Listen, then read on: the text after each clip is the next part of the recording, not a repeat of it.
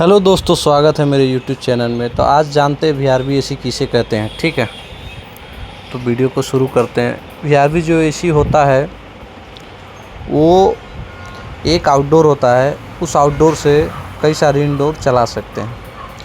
VRV AC में जो है 410 गैस यूज होता है, वो भी उच्च क्वालिटी की गैस यूज होती है, लोकल ब्रांड का गैस यूज नहीं होता है। VRV एसी जो होती है उसके आउटडोर से बहुत सारे इंडोर कंबाइन रहते हैं उसके कैपेसिटी के हिसाब से।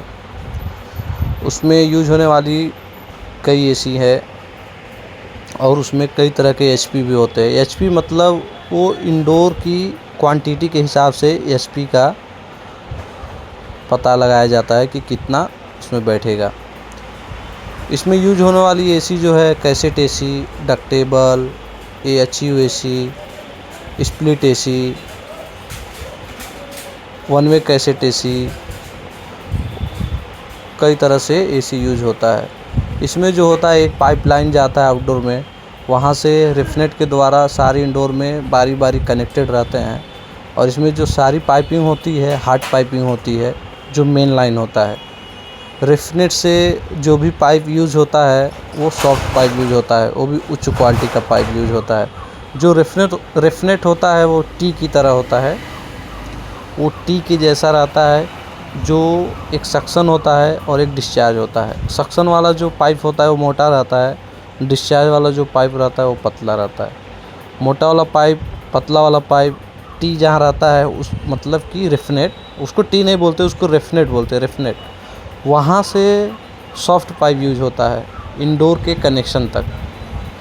कोई भी VRV का कोई भी एसी हो, ठीक है, वहाँ से उसका कनेक्शन में जाता है, यूज होता है। ऐसा बारी बारी फिर हार्ड पाइप आगे जाता है, फिर वहाँ से सॉफ्ट पाइप यूज होता है रिफनेट से।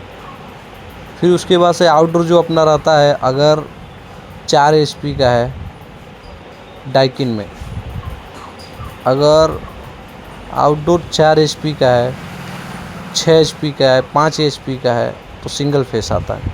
ठीक है, लाइन न्यूट्रल अर्थिंग आउटडोर।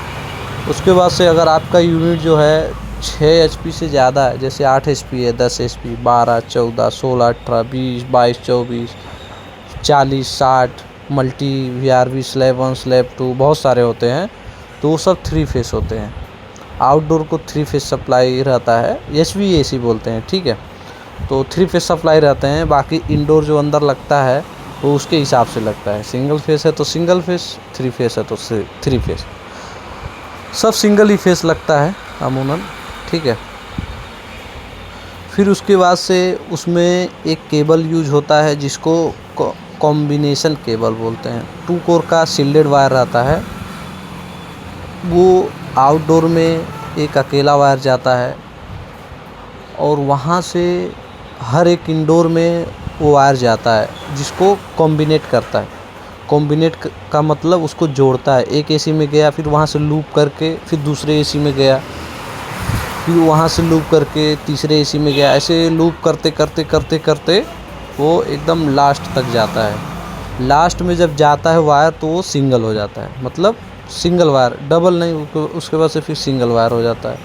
मतलब आउटडोर में सिंगल वायर, और जो सबसे लास्ट इंडोर यूनिट बनता है उसमें कॉम्बिनेशन केबल का सिंगल वायर होता है। फिर इंडोर में जो सप्लाई होता है लाइन न्यूट्रल अर्थिंग होता है, उसको लगाते चालू करते हैं, स्पेशल वाल्व खुलता है, गैस रेफ्रिजरेंट करता है, सर्कल पूरा करता है।